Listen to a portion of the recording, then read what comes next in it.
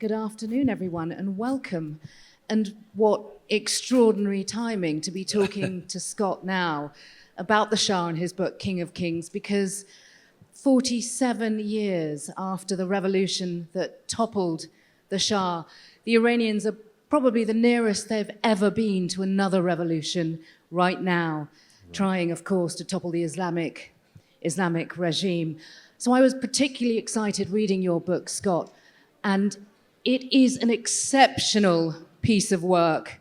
Here it is. I mean, it is gripping, page-turning account of the Shah's ascent and descent. And I thought we should start by getting a handle on who this man was. Tell us about him. What was he like as a man? Tell us about his character. Okay. Well, thank you, Ramita, and thank you all for being here. The Shah was one of the most... I wrote a book on T. Lawrence, better known as Lawrence of Arabia, and I found him like an extremely confounding personality. But he really didn't hold a candle to the Shah. The Shah, I find the most contradictory person I've ever, certainly ever written about, even maybe read about. He was brilliant, horribly insecure, could never get enough affirmation from his benefactor, especially the Americans. He loved pomp and pageantry. He was horribly insecure, passive. He insisted that everybody around him, it's very odd, he surrounded himself with sycophants and loved being praised, always had his hand kissed, but at the same time was rather cynical about the advice he was getting. So just a really complex, contradictory figure. But what was common about him, and it's common to people who are surrounded by sycophants, is I think he gradually lost sort of touch with reality. By the end, he knew so little about his own country. He lived inside his palace in Tehran. Whenever he left his palace, it was by helicopter. And he had virtually no interaction with day-to-day people in Iran. And that was partly his undoing, and we're going to come to that. But first, a personal story from you, because you actually saw the Shah as an 18-year-old in Washington. You were working for the Treasury Department. Yes. Tell us about that. Yeah. And it turned out to be quite a significant day. That's true. So it was November 15th, 1977. The Shah was making his first state visit not his first state visit to Washington, it was his seventh, but his first meeting with Jimmy Carter. And he was nervous about or apprehensive about his meeting with Carter, because Carter, of course, was a reformer. He came into office with this idea of respecting human rights and reducing American arms sales abroad, both of which put a bullseye right on the Shah, human rights abuser. And by 1977, Iran was responsible for over half of all American arms sales abroad. So the Shah was apprehensive about coming. What the Iranian government found out shortly before the Shah arrived is that some 4,000 anti-Shah students, there's about 50,000 Iranian students studying in the United States, and most of them were kind of left of center. 4,000 were coming to Washington to protest the Shah's visit. So at the last minute, the Iranian embassy in Washington flew in 1,500 pro-Shah demonstrators. So the two different competing protesters were on either side of the ellipse, which is this lawn just below the White House. And I was working in the Treasury Department, which is just adjacent to the White House, and I had seen this big commotion going on, so I wandered over, and I was kind of standing in the no man's land between the two groups. The Shah arrived, and as he entered the driveway of the White House, they started a customary 21-gun salute. And at probably about the third cannon shot, the two sides broke through the fencing that was keeping them back and charged each other.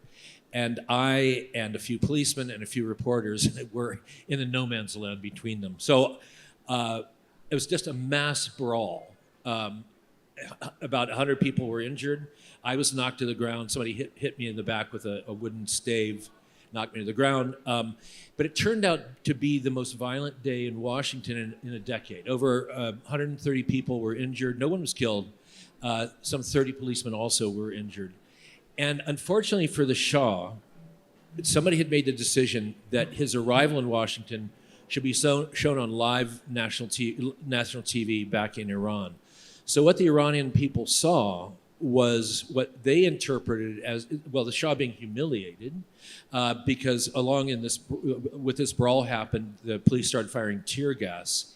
And there's a very famous photo of the Shah and Carter standing on this podium outside with Carter giving this kind of introductory speech, both men with tears rolling down their faces. So not a picture of strength.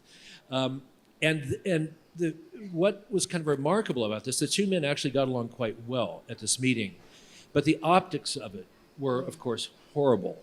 And so really within days of that November 15th meeting, you started seeing the first anti-Shah demonstrations inside Iran. I want to talk about what was really happening behind the optics. So at that point, what were relations like between the Shah and America? And I'm particularly interested in the fact that there was a level of mutual dependency. No, absolutely. So at that point, Iran was America's most important ally between Western Europe and Japan. One of the most important allies in the world. Economically, of course, the United States got a lot of its oil from Iran. Militarily, as I said, Iran was the biggest buyer of American arms abroad. And there were thousands, about 50,000 American, mostly in the defense business, were living in Iran to help with this massive buildup of the military. What had happened in about 1974, the Shah had been instrumental in quadrupling oil prices around the world. So it was this massive influx of money into Iran.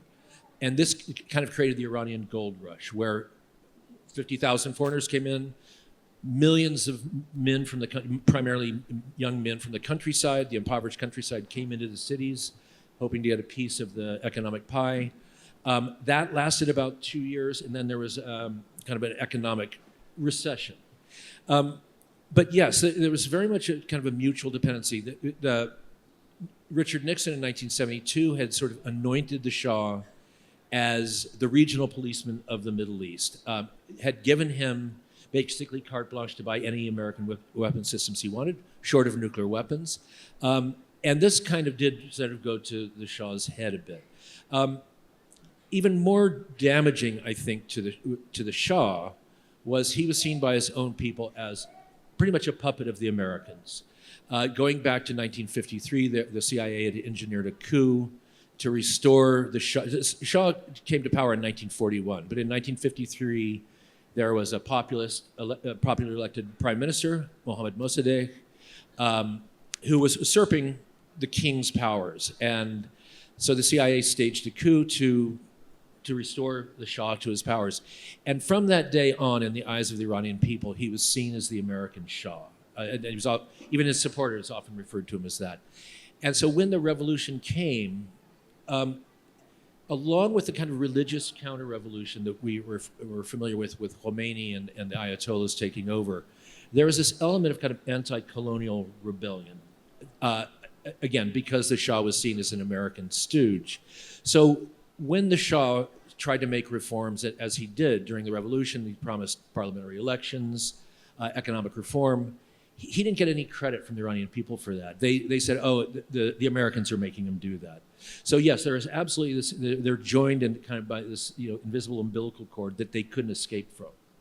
I want to talk about those reforms and this period of time that we're talking about now, kind of mid-60s to mid-70s, is a pretty extraordinary time. And this is the economic boom. And this is a period of time when Iran was perhaps at its most prosperous and powerful because of this economic boom that you said the Shah so astutely kind of steered the country towards. And this followed these seminal reforms that the Shah instituted.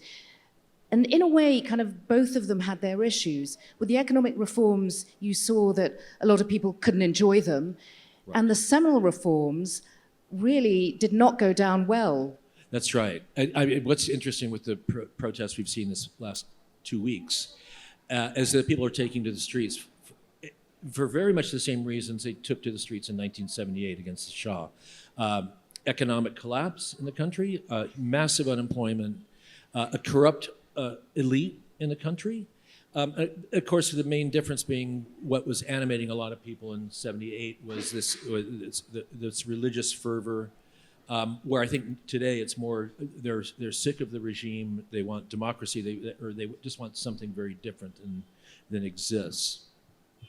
And how did the Shah, given the fact he was an insecure man, that he was kind of vain, insecure, cowardly man, how did he take these accusations that he was simply a puppet?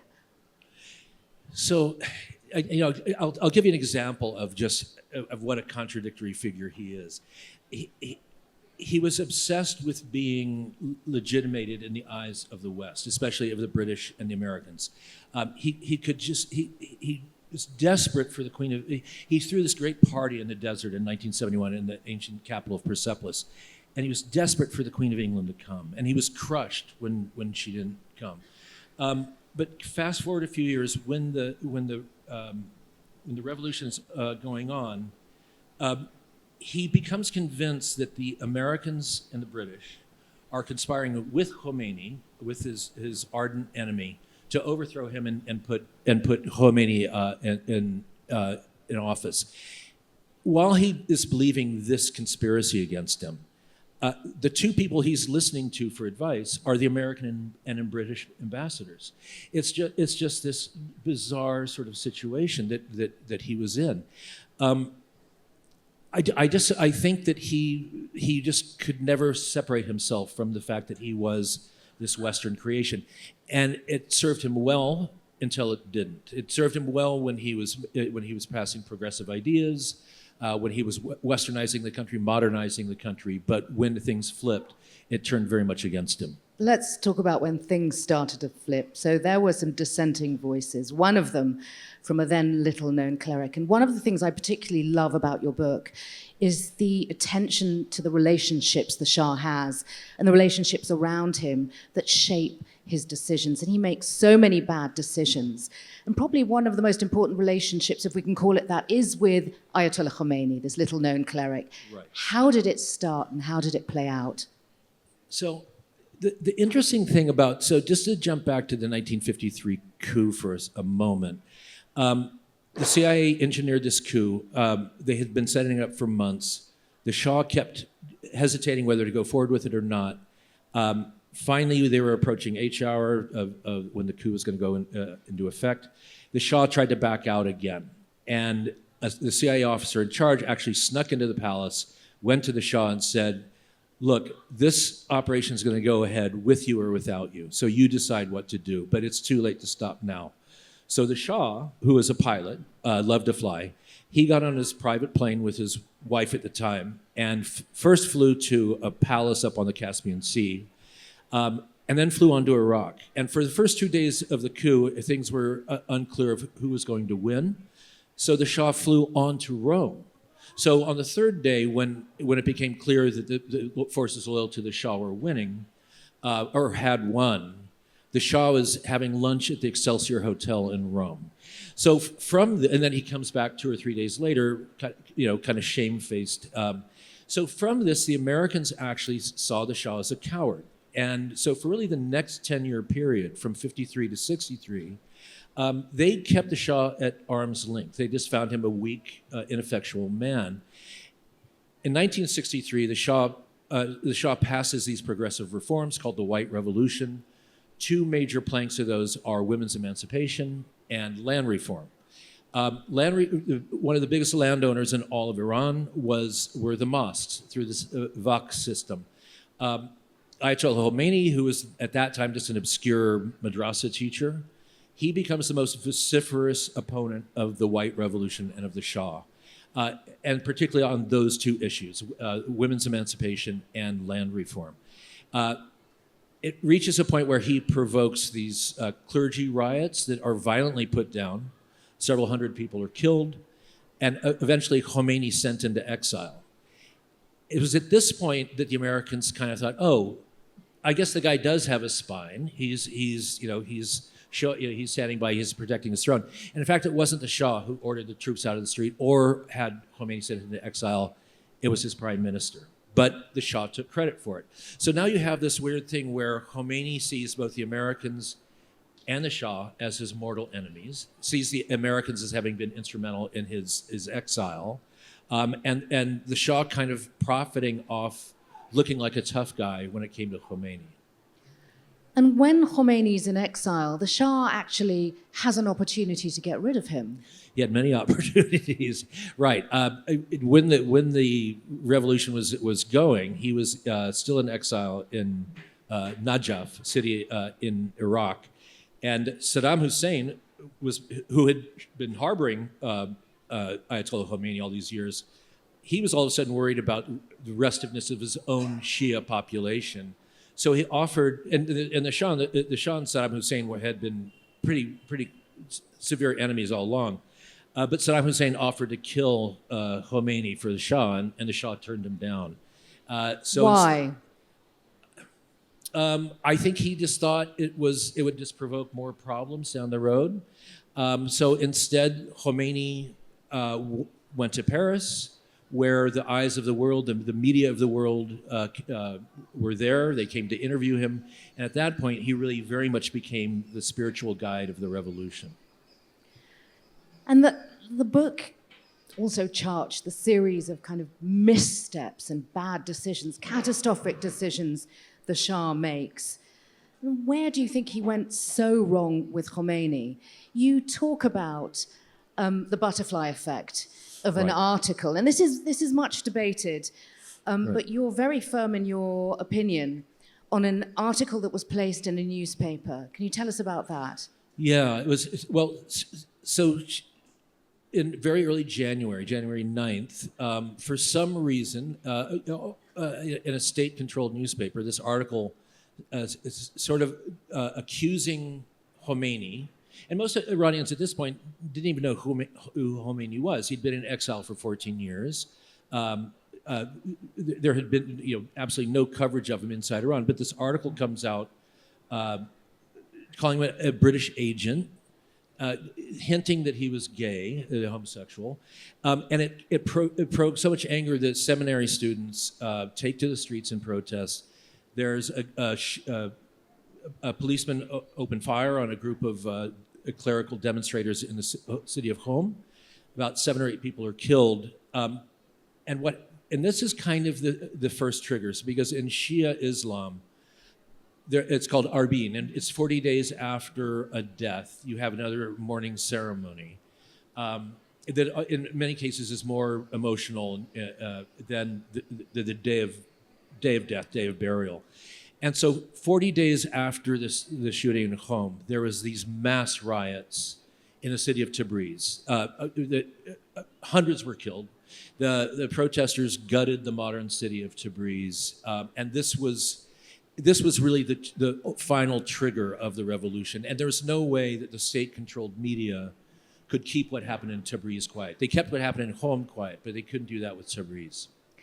Scott, what I find extraordinary is that you're talking about this being the final trigger, yet the Americans seem to have no idea. There were people ringing the bell, and one of them is an amazing character in your book, still alive. Still alive. Brilliant, acid-tongued, fluent Persian-speaking American diplomat called Michael Matrinko. Right. Tell us about him. Matrinko's, you couldn't make this guy up. If you put it in a novel, people just say that was too silly. So Matrinko was one of the American embassy in Iran was massive, about 300 people. You could probably count the number of Americans who spoke Farsi on one hand, certainly on two, and Michael Matrinko was one of them. And he was a very gregarious guy. He had lots of Iranian friends.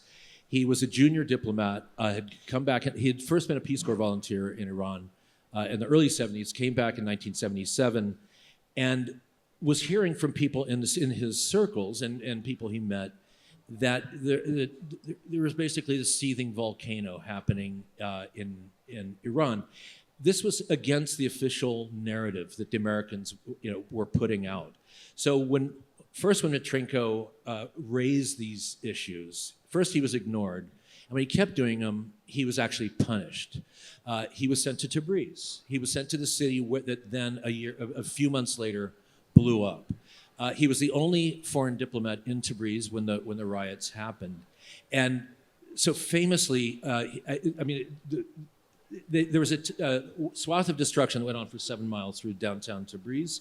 It was on the front page of every newspaper and headline news for days in Iranian news. Matrinko hears his CIA officers coming up from Tehran to meet with him.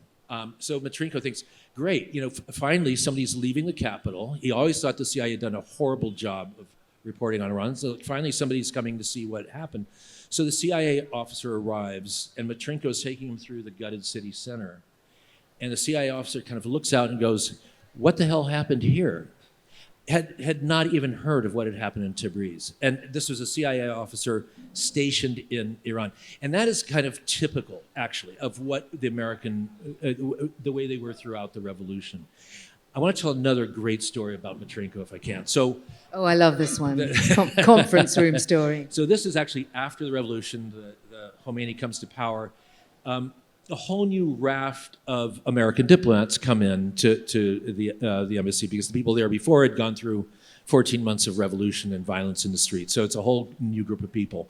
But they say the same. They're reporting back to the kind of the same thing during this interim period before the hostages are taken in November of 1979.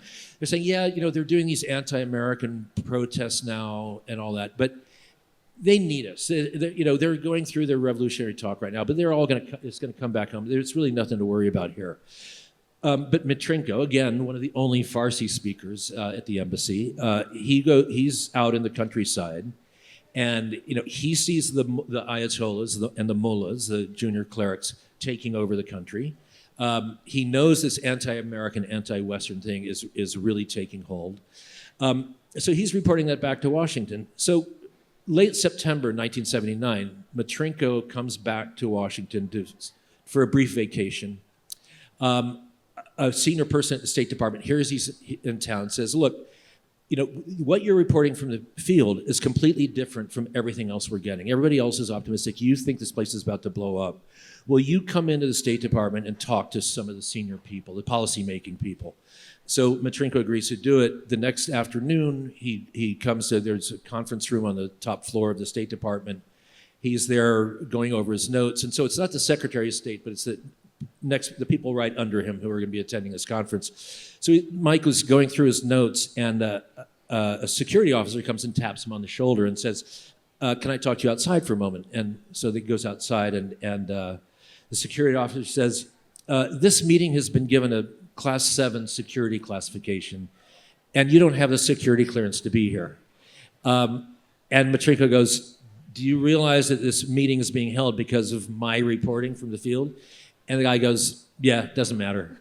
So Matrinko leaves. The meeting doesn't happen. 6 weeks later, the embassy's overrun. 52 hostages are taken, including Mike Matrinko. So, and I'm going to ask about that hostage crisis in a minute. First, I mean, for those of us who have been covering American foreign policy, really it's no surprise that the Americans have a pattern of showing absolute ignorance. Right. Why in this case? How could they be so clueless? I think two primary reasons. One, the narrative about the Shah was that they didn't look because they didn't want to look. He was so important to the Americans that it was like, don't even look for any kinds of problems. And after all, he'd been in power since 1941. He'd survived a lot of tumult over the years, but it was official policy, don't look for problems. That was part of it. But the second part, and maybe even bigger, is the way the American diplomatic community operates abroad. My father was in the USAID, so the now defunct USAID, thanks to Trump.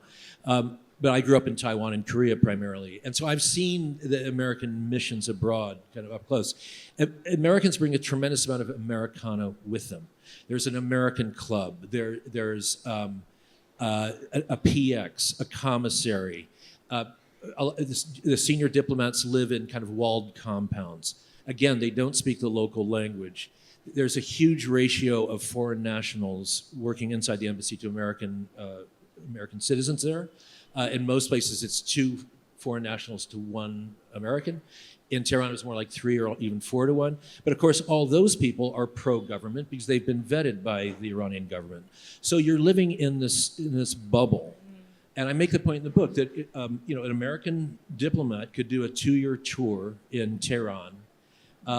And at the end of that tour, the only Iranians he spoke to were the local nationals working in the embassy and his gardener. And then he'd be on to someplace else, and the cycle of ignorance would would continue in a new place. And this is even more of a pattern today, because after September 11th, a lot of American missions abroad are bunkers. They're fortified bunkers. So there's even less interaction with locals. What about from the Shah's side? Because from the American side, there were people who, like Michael Machinko, who were trying to ring the bell. The Shah was also in absolute ignorance. And there really weren't that many people ringing the bell. There were not. The Shah had one really close advisor, close friend, confidant, but had been his closest friend for 30 years, but still when Asadullah walked in the office, he had to kiss the Shah's hand like everybody else. Every morning, right? Every morning, yeah. I love the description that you say the Shah would simply be reading a newspaper and just hold up his hand. Hold up to be kissed. And Asadullah Alam was dying, and he died during the revolution. So the Shah was, didn't have that one person who set up. The only other person who did was his wife, Farah. And I had a long interview with Farah a couple of years ago. She's now 87 years old. And she had a charisma and a common touch the Shah never had. She had an understanding of the street that the Shah never did. And really, as early as about 1974, 3-4 years before the revolution, she was telling the Shah, I think the people are getting tired of us. And he wouldn't listen. I had this amazing moment with Farah in November of 1978, when we're coming close to the end of the revolution. The revolution finally takes, so the Shah goes in exile in January, so it's about 2 months more. And the Shah's starting to throw people overboard. He's feeding, he's throwing food to the wolves. So he arrests a lot of government ministers and generals who at one time were very close to him. Most who had massively enriched themselves because of their position. But there was also this move to arrest his prime minister of 13 years, a man named Amir Abbas Hoveyda. And Hoveyda was probably the one non-scoundrel in the Shah's inner circle. He was a man of letters. He had been educated in Paris. He lived in a 2-bedroom apartment. He drove himself to work. His biggest dream was to, when he retired from government, was to open a bookstore in Tehran. And he and Farah were very close because Farah was very well educated too. But at this meeting in early November, the Shah goes around the table, and this was typical whenever a hard decision had to be made. He would push it off on other people. He went around the room and said, should we arrest Hoveyda? And almost everybody, you're prime minister for 13 years, you've made enemies. So most people said yes. It got to Farah, and she didn't speak in Hoveyda's defense. What ended up happening, Hoveyda's arrested. He's still in prison when the revolutionaries take over. He refuses to flee because he says, I've done nothing wrong, I have nothing to fear. He's one of the first people executed by the Khomeini regime. So when I was interviewing Farah, I took her back to that meeting in early November. And I said, why didn't you speak up? Why didn't you speak up for Hoveyda? And it was the closest she got to kind of teary-eyed in our meeting. And she said, we did it to save ourselves. And I just thought that was so, gut-wrenching, but it kind of speaks of an emotional honesty that I don't think many people would admit that even to themselves, that it was so self-interested that you caused a man's death, and let alone tell it to a journalist. And that tells you, as you say, so much that, they threw their closest under the bus. Absolutely, yeah. And while this is disintegrating around him, tell me about the Shah's relationship with Carter, because they shared quite a special bond, but also in a way mirrored each other in the way that they were in this bubble and completely ignorant. Right. Yeah, so from their first meeting, they actually got along very well. Interestingly enough, Farah never trusted Carter. For the first time they met, did not trust him. Few sexist comments. I like the stories in the book, right? Yeah, and he would always make comments about how beautiful she was in these state dinners and things, and it kind of pissed her off because, after all, she got a degree in architecture. She was a professional woman, and but I think it was even more that she just never trusted what Carter would do if it came to a crisis, and in that way, she was probably right. The very strange thing. So, Carter. The strange kind of light bulb that went off to me when I was trying to write this book is realizing that of the three protagonists, Khomeini, the Shah, and Carter, the very odd thing is that around each of them during this 14-month period of the revolution, the people right around them, the people they were listening to or that could advise them, was very, very small. Again, in the Shah's case, probably only Farah and maybe the British and American ambassadors. Khomeini, he was God's representative on earth. Those kind of people tend to not go in for advice very much. But it was also true with Carter that each time there was kind of a crisis point in the Iranian Revolution, he was caught up in another crisis that seemed more pressing at the moment. So it was really so even as early as mid-December of 1978, this is 3 weeks before the Shah goes into exile, he was still expressing his full confidence that the Shah was going to ride this out and everything was going to be fine. I just never really saw it coming until it was too late, and I think the Shah likewise. And again, it was this such a strange revolution. Most revolutions have a steady build, and they reach a crisis point, and then it ends one way or the other, like we saw in Iran maybe this last week. But the Iranian Revolution was over 14 months, and it had this very odd ebb and flow. Months went by when very little was happening, then something would happen, and things would be very tense for a few days. So I'm not sure when it actually looked desperate. We talked about some of the pivotal points, but the Shah was also harboring a health secret. So he was dying of cancer when this was happening. That's right. And as you mentioned already, he lost his right-hand man to cancer. He'd lost him already. To what extent do you think this illness played a part? I think the Shah knew he had a limited time to live. He actually hastened his own death by keeping it a secret and getting bad medical care. I've actually talked to doctors who treated him when he finally got to New York, and by then it was too late. But they said with the proper treatment, he could have lived for 10 more years. But I think he had a sense that he was dying. He was worried about his son assuming the throne.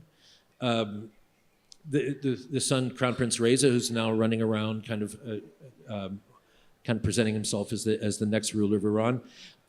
So I think he had a feeling that the clock was ticking down.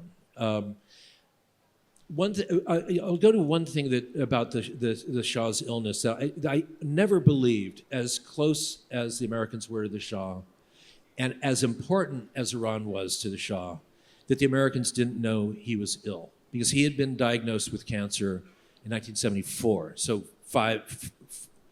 4 years before it becomes common knowledge. I just could not believe that they didn't know that.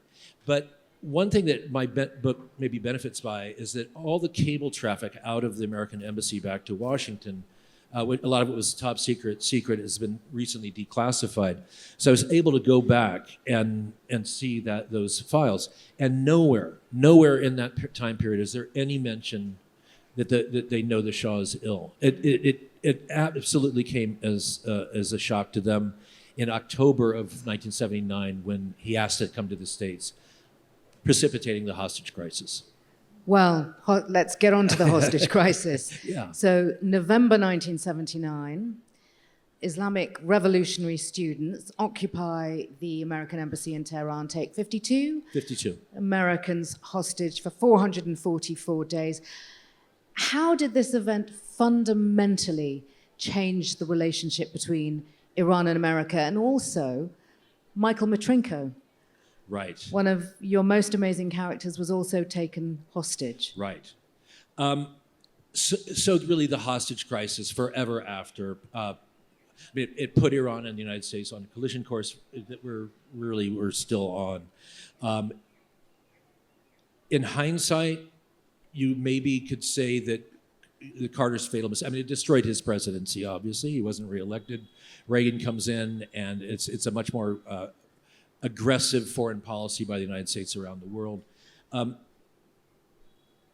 Khomeini also didn't know ahead of time that the embassy was going to be taken. It really was this independent act by these students who were loyal to Khomeini, followers of Khomeini. He initially, when he was first told of the embassy takeover, he told his aides, kick them out. They can't do that, kick them out. And then within a few hours, he thought, you know what, Carter will back down.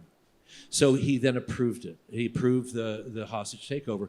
So really at that point, seizing a foreign embassy constitutes an act of war. And if Carter had done the thing of saying, if you don't release the hostages soon, it's an act of war, then maybe things would have been different. But I'll just quickly go with Matrinko. So of the 52 hostages, for most of the time, there was one hostage missing. Periodically, Red Cross would go in to see the hostages, give care packages, and they could never find this one hostage. So the presumption was that he was dead. That hostage was Michael Matrinko. And it turned out because the captors decided he was CIA. He wasn't CIA, but he spoke Farsi. And whenever they would try to interrogate him, he would insult in really blasphemous terms Khomeini. They would put him in a utility closet for weeks at a time, bring him back out, and he would do the same thing again. What would he say? He would say that Khomeini slept with pigs, among other things. I just had to get you to say that.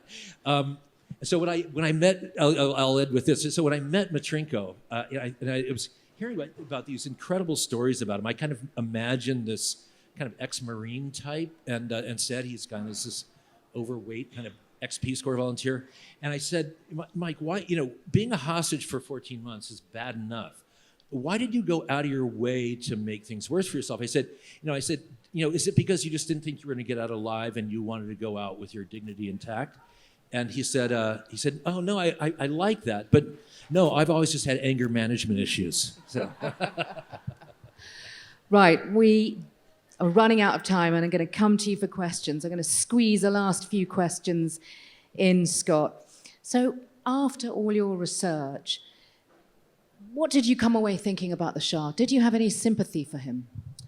I did have sympathy for him, I think. I tried to approach all three men as objectively as possible, and try to give him, a fair shake. I think the Shah was a weak man. I don't think he was evil. He said on a number of occasions, if saving my throne is going to come at the cost of killing my nation's youth, I won't do it, and he didn't. The number of dead in the Iranian Revolution is 1/5 of the number who, at most, 1/5 of the number who've been killed in the last week in Iran. Which is an extraordinary fact. It's just astonishing. It was hard to find much to admire about Khomeini, I have to say. I had a hard time warming up to him. And lessons from the past that we could use now. So why do you think political Islam succeeded when liberals, leftists, nationalists, Marxists failed? What can we learn now from your research? Wow. I think the Iranian Revolution, I don't think it started this wave of religious nationalism that you now see in every faith, including Buddhism. And people think Buddhism is very Pacific, but go to Sri Lanka. I think so I don't think it started, but I think it animated it. It caught something that was happening in the world that was maybe under the radar of a lot of places. I'm thinking even in America in the early 1970s, there was this religious revival going on at the same time as many other things were going on.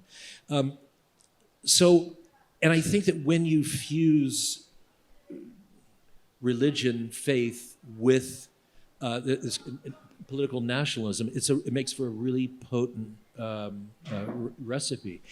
I want to say one other thing, because one thing I've said a couple of times in relation to the protests going on in Iran right now, or as of a couple of days ago.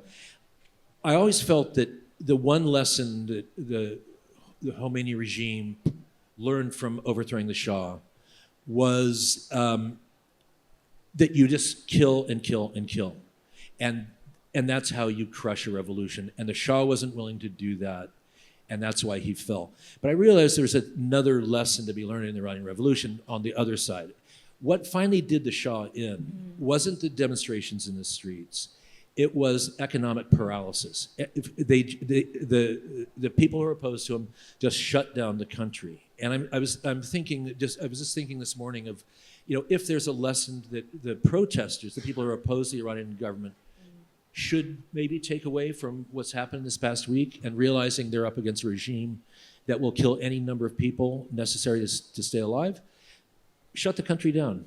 Economically, you're already devastated. Don't go to work. Just bring the country to a halt. And maybe that would work. And certainly would cause probably less deaths than we've seen in the last week. Final question. And it's a big one, so you're not going to like me for it. To what extent was the Shah a puppet dictator? And he'd lived with that label all his life. I think in so many ways the Shah kind of personified the Iranian mindset to the West. For 200 years before the Shah came to power, Iran had been, the Shahs prior to him in the Qajar dynasty, had been trying to emulate the West. The West had taken horrible advantage of Persia. One little known fact, in both World War I and World War II, Iran, Persia was neutral. In both wars, it was invaded anyway. In World War I, it might have had the highest per capita number of dead of any country in fighting in the war, and that includes France, Germany, Britain, and everything else. So I think that there's always been this very complicated. Scott, and why was that? Because they were in World War I, it was largely because of famine, and famine and oil. But so I think that there's all in the Iranian mindset. I'm speaking in broad generalities here, but I'm looking at history, that there has been this envy mixed with deep resentment and bitterness, and I think the Shah was kind of that whole bundle of contradictions all by himself. As I said, he was desperate for affirmation from the West, and especially from American presidents, and yet he didn't trust them. He clearly did not trust Nixon and Kissinger. At the same time, he so desperately wanted their approval. It's a very complicated psyche. So. And that was perfectly timed. Oh, wow, look at that. My big question. Thank you. Questions. And just a polite reminder, can we keep them to questions and not statements? Hi, Scott. Hi. Great session, guys. Thank you. I would like to know, firstly, has Netflix approached you yet? Because you're so good at what you do. Secondly, what do you think? I'm sure the ground reality right now more than us. So is there something about Iran which you would like us to know after reading this book, which we don't?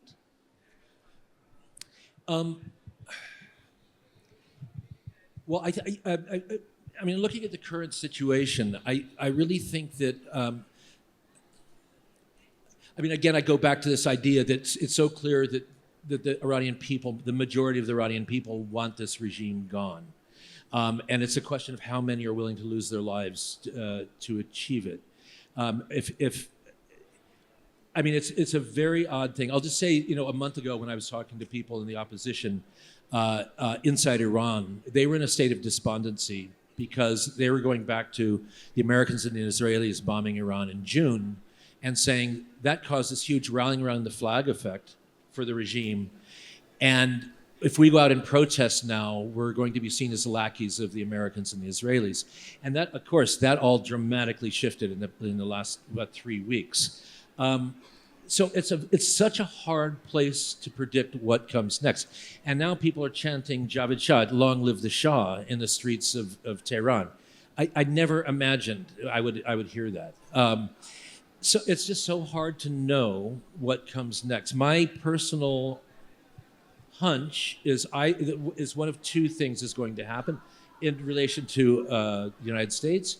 Either there's some kind of deal being made in back channels between Trump and the Revolutionary Guard, who are in fact the government of Iran. So the Ayatollahs might be kind of put out to pasture, but this kind of deal will be made with the Revolutionary Guard. Or Trump will just change the subject. He already kind of has done that. He's already, about 4 or 5 days ago, he said, the killing stopped, problem solved. He got out ahead of himself in his mouth, and so either if it comes back around and he feels like his masculinity is threatened, then he'll say something else kind of incendiary, or if it quiets down now, he'll just move on to something else, like Greenland. Yeah. Another question. Thank you so much. Well, I think I'm the only. Can you hold your microphone up? Thanks. Sorry. I think I'm the only Iranian here, and I don't like to dispute what you said publicly, but I feel a sense of duty to my compatriot in Iran to be their voice and offer some correction. I'm sorry. Can you hold it just a little bit? Yes. Yeah. Can you hear? Yes, Yeah. Okay. yeah. I said, as an only Iranian here, I think I feel a sense of duty to be the extension of the voices of people in Iran and offer some correction, because I pretty much disagree with everything you said. First, 1953 was not a coup. It was Shah's constitutional... Sorry, you know what? We said no statements. There are a few other Iranians here as well, actually. But do you have a question? We would welcome a question. Yes, the question is that, again, I like to know that instead of really using your time to critique the regime, I want to understand the obsession with our Shah in exile, because you said, Scott, that he's running around fancying himself as the next ruler of Iran, which is incorrect, because he's actually responding Question, to a please. popular... No, Question. Again, yes. What is the obsession with the Iranian monarchy? So is your question, what is the obsession with the Iranian monarchy? What's the obsession with the Iranian monarchy? I mean, it's been most of Persia's history. So I mean, I think the reason they're chanting Javed Shah in the streets today is because Crown Prince Reza is really the only identifiable opposition figure out there. The regime, certainly any viable opposition internal, has been jailed or killed. And there's really, other than the Crown Prince, there's nobody identifiable in the opposition on a large scale. Question there. Thank you. Last question. Hello. My question is on Al Jazeera. Al Jazeera was very vocal when Gaza incident was happening, but during this particular time, the revolution is happening in Iran. But I don't think they are very provocative, very active in the way they were doing the news coverage when Israel attacked Gaza. Do you know what? Let's have one more. I will answer that question later. Let's have one more Iran question.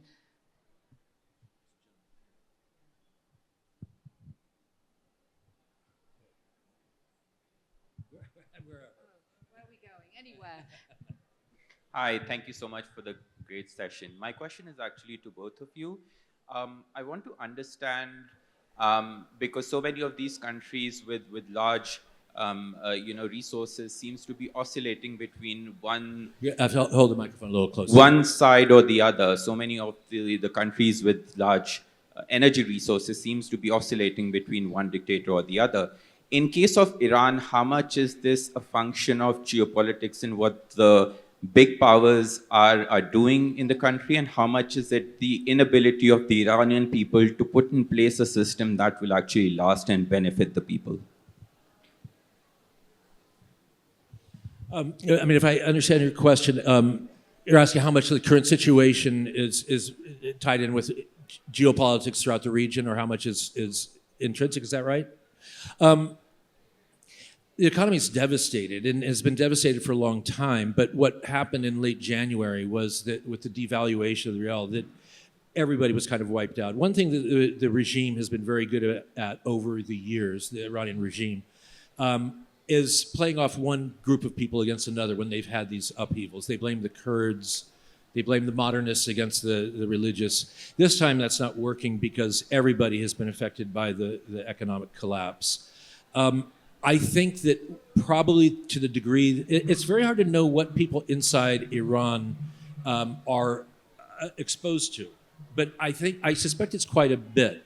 And one thing they have seen in the last 2 years is that Iran had this